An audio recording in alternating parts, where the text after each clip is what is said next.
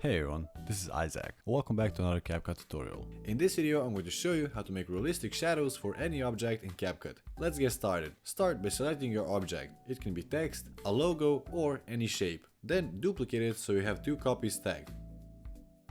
Select the bottom layer, move it to the side so we can see it better, and go to adjustments. And turn down brightness, contrast, saturation and everything you can to turn the whole object black.